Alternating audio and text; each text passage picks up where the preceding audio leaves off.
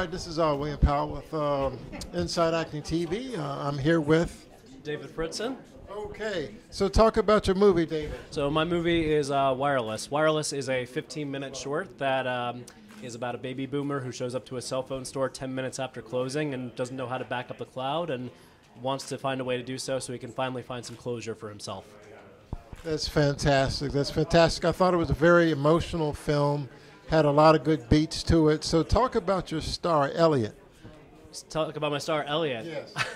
There's so much to say about Elliot. What I can say is that I had written this story because I'd worked in a cell phone store for years and had had this certain type of person in mind for a while and didn't know who could really fill that part in. And I remember he was actually the first person to respond to the ad that I had posted asking for it. And I remember he was probably fourth or fifth in the auditions. And when he walked in, we actually used the scene where he asked him the couple of questions between the two of them because I thought those gave the most dynamic range on both actors to see how they did. And the second he started asking those questions and the second he started responding to them, I remember looking up at that script and just realizing, this is the guy. This is the guy. We can do a little couple things with changing his voice, which he actually changed his voice for the role, for that dedication, to really fit what I was looking for. But I just knew this was the guy. We had some really talented people audition, and I'm really grateful to have everybody participate. But Elliot was that person that I had in mind as I wrote it. And as a writer and director, it's just such a joy finding those kind of people to help you and to help you tell that story. Yeah, it was amazing. So talk about some of your locations. Our location was interesting because we wanted to shoot. I'm a big fan of small casts. Yeah. 1 to 2 locations tops, if that, just to keep it simple in short film. And we wanted to film it in a cell phone store naturally, because that's where it all takes place. The problem is going to, we're not going to name any corporations here, but we went to said corporations and they looked at us and they said, what are you doing and are you going to buy anything? And so that didn't work out. So our producer was tearing his hair out looking for a place, and he ended up finding a place just north of Baltimore that was a mom and pop computer repair store. And they just said, let's talk about a number and how many nights do you need it? And just based on how much dialogue was in it and how many camera angles we had, we needed at minimum 3 nights. And he said, you only have 3 nights. So every single night, we took down all the computers in the store and put up our own little made-up carrier called Skyline Wireless, which you may have noticed a couple of times in the shots, and had our own little bagged accessories and all that stuff, and our own phones that we put out on display. And we filmed from 9 p.m. to 4 a.m. for 3 nights in a row. And it was an incredible experience. So. Fantastic. So before I let you go, any advice out there for filmmakers? I guess I should look in the camera for this. Yes. Sure. Okay. Don't sit around waiting with your idea. Just write something, man. Just man or woman, just write something. Just put it out there. If you think, well, I don't have the right kind of specs or time, just make it anyway. Just tell a story quickly the best way you can. If you need resources, find people. There are so many people online that you can find that want to help you and tell your story. And the very last thing is 2 quick things. There is no such thing as too much pre-production. You can always plan ahead. And if you can't afford to pay your cast and crew, feed them. Feed them good food, and they'll be happy. All right, that's good. Okay, well, thank you, David. Hey, thanks so much for having me. Absolutely. Okay. Hey, everybody, this is William Powell with Inside Acting TV.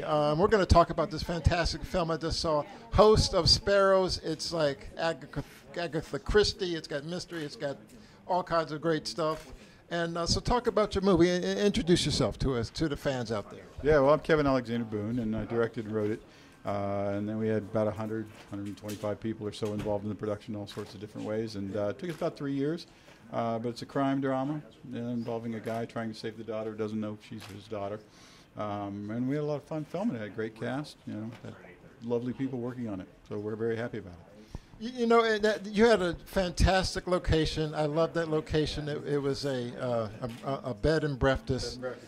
Talk about how you secured that. That was amazing. Well, you write the script to make the best story you can. Yeah. So we wrote it in a bed and breakfast during a storm, and with no idea where we'd get a bed and breakfast or a storm. Yeah. So we had to figure out how to produce a storm, and we had to find a bed and breakfast. And we just lucked into it that I had a colleague from Penn State where I work, and he had a girlfriend who had a bed and breakfast, and it was for sale. And he said, "Well, yeah, okay, you can use it." So It's a beautiful place, beautiful horse farm that we got to use. It was amazing. You know, it's like $1 million set for nothing, for free. That's great.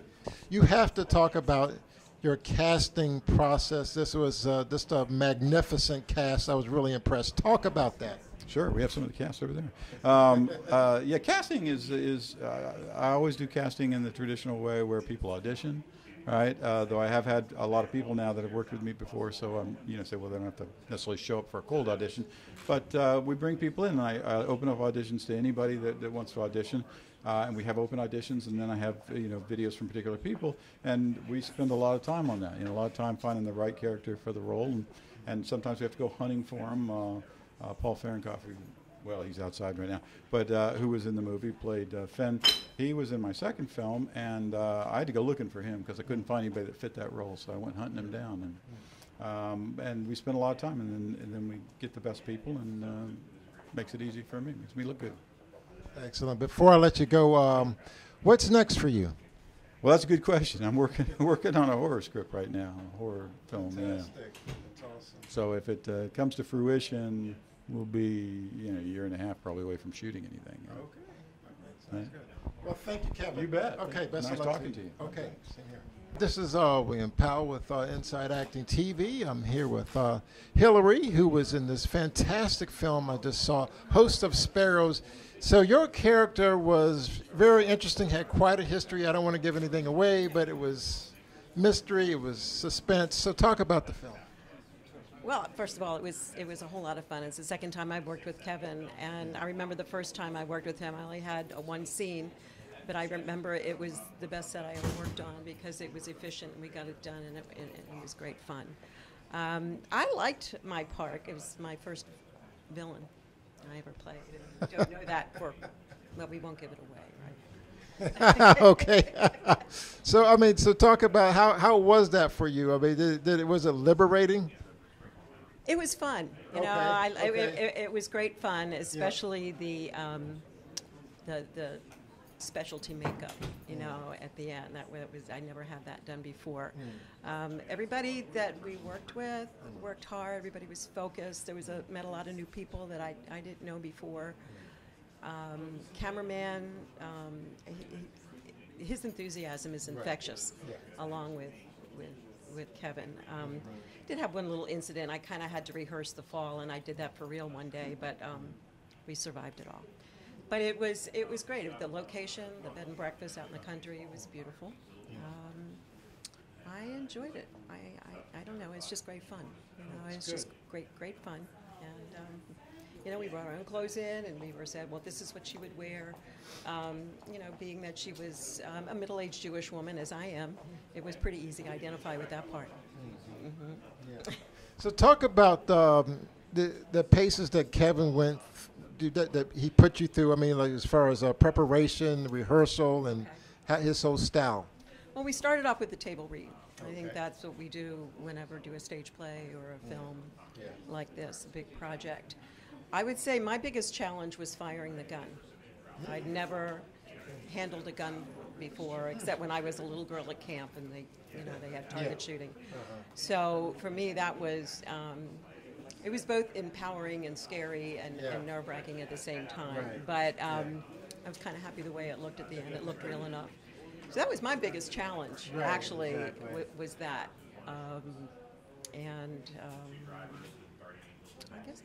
I mean, that was good. That was the first thing we shot, was actually that scene. Oh, really? And then, I had to go through the graying process, but now, which I'm doing naturally. But so that, it's watching yourself age in front of your eyes is a little tough. And, took off some weight since then, so that makes me feel better, too.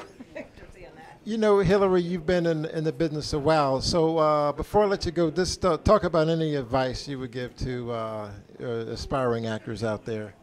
Just keep acting. I mean, that's the best teacher. And you and I worked together before doing standardized patient work, which is you get to act every day. Right. Doing that, and a lot of it's improvisation, which is also a really good teacher. Exactly. But if it's in your heart and it's in your soul, then you go for it, and you don't stop. And that I have a son up in New York right now who's, doing that. It's not easy. Yes. He's been up there for almost 7 years. Yes. And he said, Mom, I knew it would be hard, but I didn't know it would be this hard.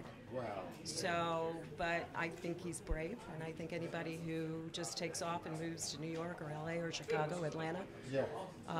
with that is a brave soul.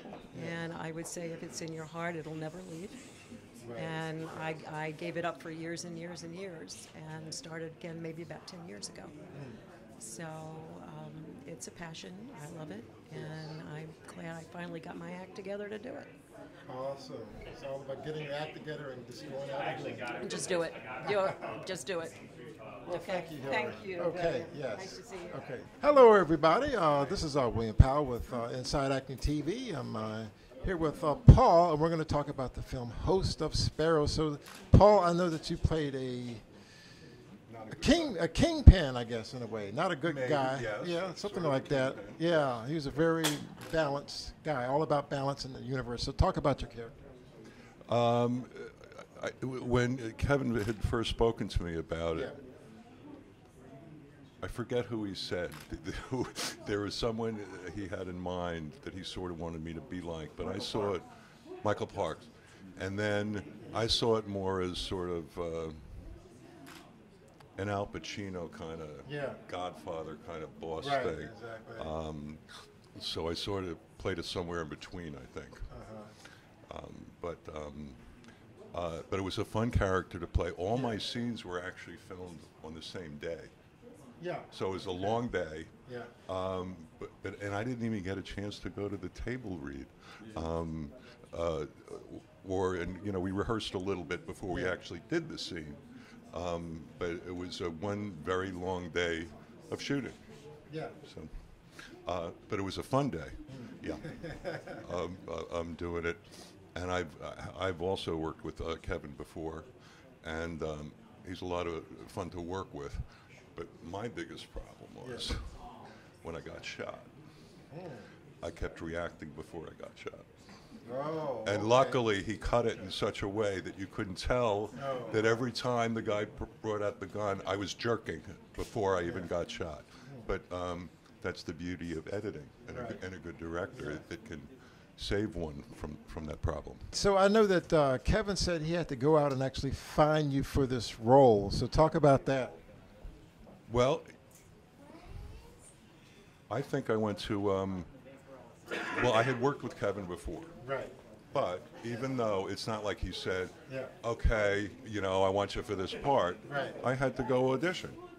Okay. And apparently I was okay enough for him to hire me. So, Okay. and I was glad that he did, because I think it's a good film. Oh, yeah. Excellent film. Okay. Okay, before I let you go, what advice would you give to young actors out there? Young actors,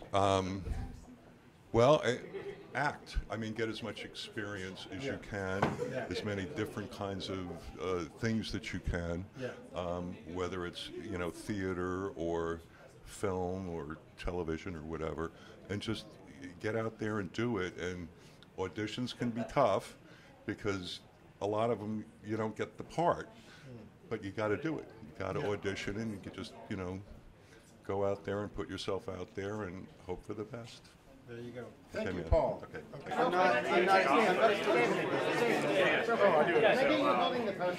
So where am I going to be able to see yours?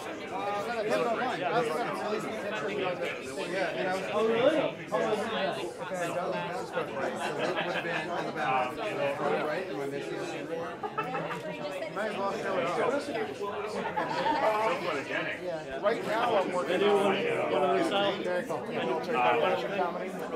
And then Clint Gaige. this 4-year-old. He's the guy. Awesome, thank you. He's got it. Hey, this is William Powell with Inside Acting TV, and I'm here with the director and writer of Fat Man with a Shotgun, Mr. Clint Gaige, and also Nick. So Clint, so talk about this film. It's a lot of fun. I'm gonna let you talk about it. Well, yeah, it's a family film. It's perfect for all ages. Rated F. Yeah. It's basically a really gritty grindhouse. Okay. Lots of blood, lots of ugliness, I guess. Okay. This actually, was born Yeah. from Nick. Okay. Nick was working with us on a series called Shotgun Mythos. Yeah. And he said, hey, I got this idea.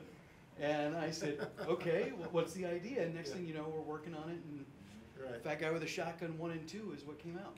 Oh, wow. So Nick, you got to talk about that. So it's kind of your brainchild.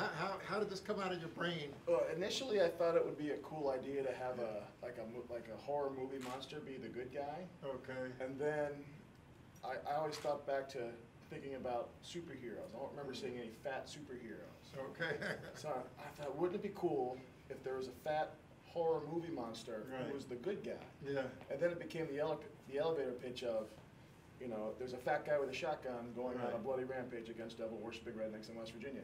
You got And it. it just Pretty much sums it up, just yeah. blossomed from there, pretty much. I mean, you've got the whole get up with the duct tape and the Well, whole the thing. duct tape, yeah. Yeah, I it's wanted like to make him amazing. look as gritty and just uncomfortable as possible, and yes, it was as uncomfortable as it looked. Yeah, Clint, I love the look of this film. I mean, it's just like a Western. I mean, it got the Western vibe and everything up there in West Virginia. Talk about those spectacular locations. Well, actually, those locations, the thing that'll probably surprise most people Yeah. is that all takes place in one garage. The Really? whole film takes place in one garage. Wow. Wow. My wife was Wow. the set designer, and Yeah. she built the sets. Yeah. In fact, in Fat Guy 2, Nick goes through a wall. Yep. The only way you can do that is you can't go rent a property and bust through a wall. Right. So we built, all of those sets are built in our studio. So That's amazing. yeah, my wife, let's see, Justin Christoffel and Daniel Purcell. Is that pretty much the team? It's pretty much the team? Yeah, Jake Ritter. Yeah, and Jake Yeah. Ritter, we did, they would come up and build. We would build Monday through Friday night Yeah. and start filming on Saturdays and Sundays. And we would change over the set every week, Monday through Friday. It was grueling. It was, there was one night where we finished at 4 o'clock in the morning and started shooting at 9. Wow. So it was, in Wow. fact, there are some scenes where the paint's not dry yet. And it was just, don't touch the walls, we'll be fine. But yeah, the whole film takes place, it's either in our studio or in my front yard. That's amazing. That's So, amazing. yeah. There's a lot of gunplay. So, so Nick, you got to talk about your technical training. Sure. Yeah, so I'm a Marine Corps veteran. Okay. At Birthday Marines, today's Notable 10. Thanks for the service. Thank you, sir. Yes. And I came from a background as a law enforcement firearms instructor. So I used Okay. to teach firearms to civilians and law enforcement Right. for a better part of a decade. And a friend of ours, who's the one that kind of introduced me into the film world, he was initially having me tasked to teach actors how to shoot guns. And that kind of blossomed into me showing an interest, starting in stunts and then into the acting. Well, you were our stunt I coordinator. was the stunt coordinator Okay. for Clint on Shotgun Mythos and Clean Exit, which was another film of And his. Fat Guy with a Okay. Shotgun. And Fat Guy with a Shotgun, yeah. Okay. So yeah. Awesome. And then I'm a nitpick for good gun work. I want to make sure everybody looks cool and looks Right. official, and I want to make sure the cops look like they know what they're doing, and That's right. and the rednecks look like that they don't. Yeah. My gun work was great. Your gun work was fantastic. Yeah. So we're getting ready to wrap this up. Sure. So, so Clint, you got to talk about your. I like your things like your recoil and all of these things you did in post. So talk about how long it took you to put everything together in post, as far as your sound and your, the gun flashes and the whole thing. Well, I mean, it's always a process. Yeah. With this, I edit as I go. Okay. So I shoot on Saturday and Sunday, and then while they're building the sets, Yeah. Monday through Friday, I'm putting together at least a rough Okay. cut so that I know where we stand. Right. So that I can also show the actors the next weekend Yeah. what they've accomplished so far. That way everybody's kind of on the same page, everybody knows what the film is, Yeah. what the film is that we're making, Right. and what the tone is, Yeah. so that everybody can kind of stay on track. Right. And yeah, it's a process. It's always a process. It's, I mean, visual effects and all of that editing probably takes another 2 months or so. And then sound editing we do in-house. So we handle it all right there. And put the whole project together. Okay, so before I let you go, what's been the key for you as far as getting better as a filmmaker? Oh, you keep making movies. Right. That's the key. Is if you want to get better, you just have to keep doing it. You have to keep making mistakes and then learning from those mistakes and then not making those mistakes again. Yeah. And it's all about putting one foot in front of the other constantly. Yeah. And always improving. And that's really the process for just about anything. So yeah. it applies to filmmaking as well. That's the key. Okay, hey, well, thank you, Clint. Thank you. All right, and thank you, Nick. All right, good luck.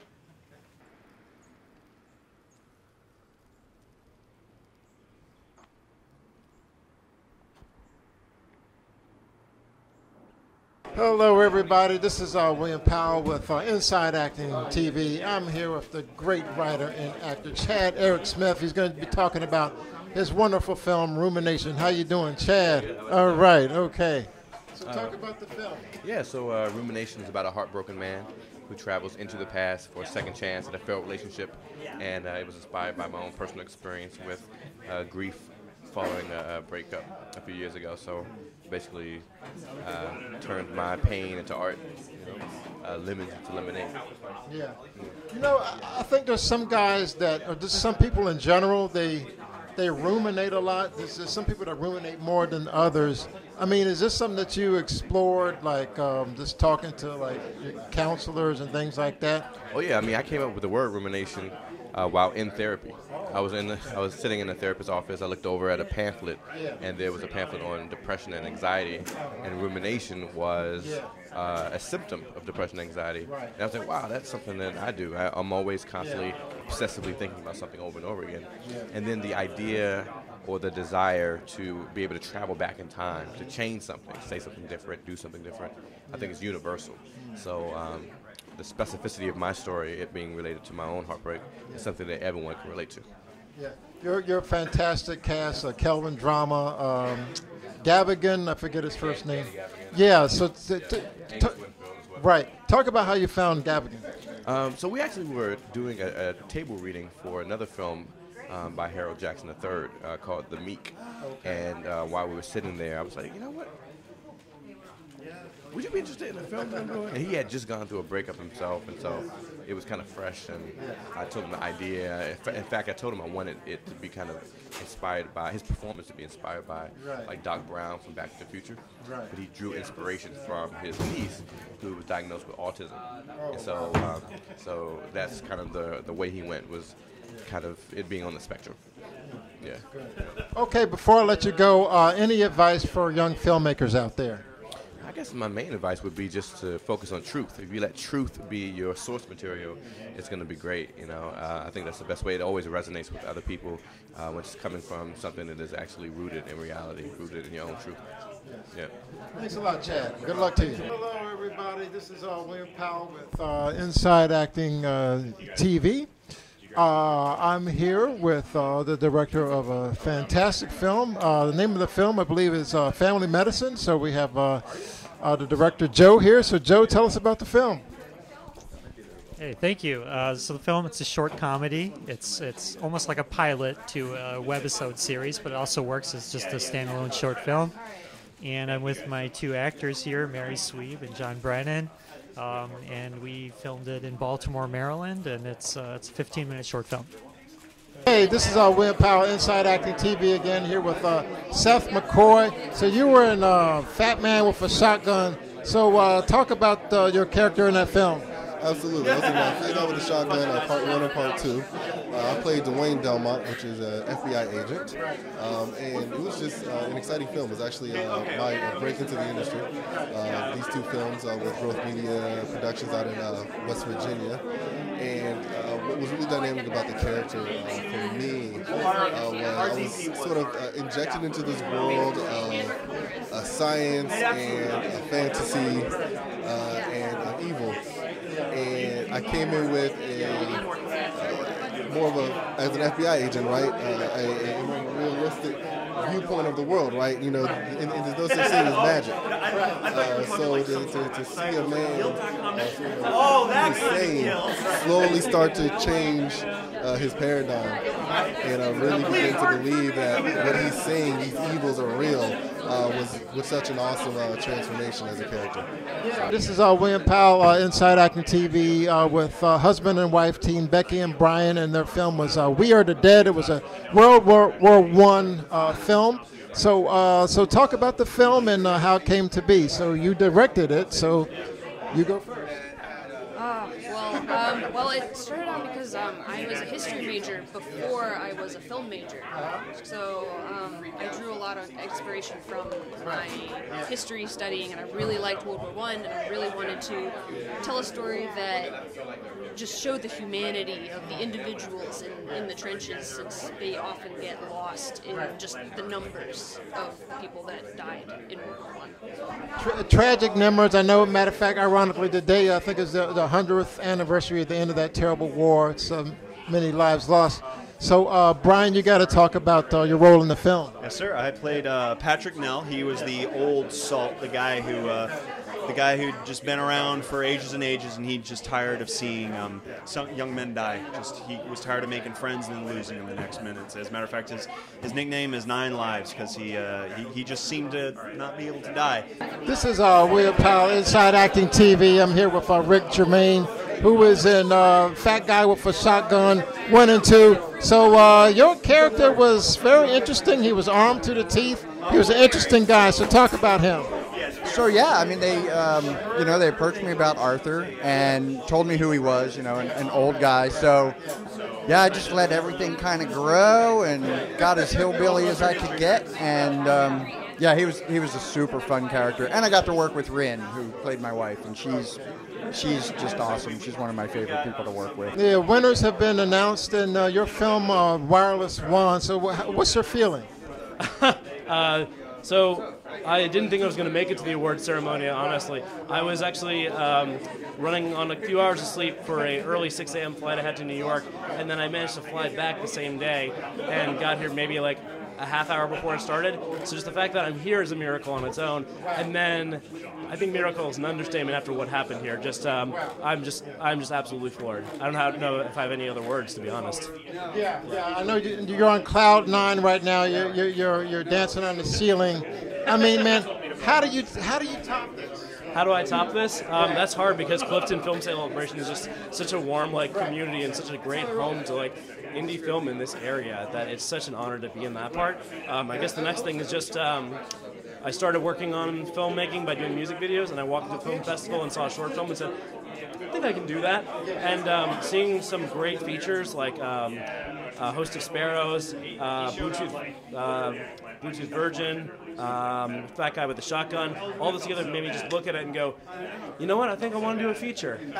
So I guess if you had to ask, that's where we're going to go next. Yeah, because of those inspirations. All right, folks, this is William Powell with the Inside Acting TV show. I'm here with our host, the man of the hour, Darrell Poe, here at the Clifton Film Celebration. So we had an amazing weekend. So talk about your thoughts and feelings. Oh, I mean, I'm just blown away. Can I take this?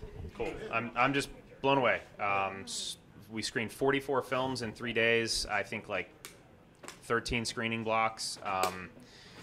Half a day of documentary Saturday and Sunday. Half day of shorts. 4 awesome feature films.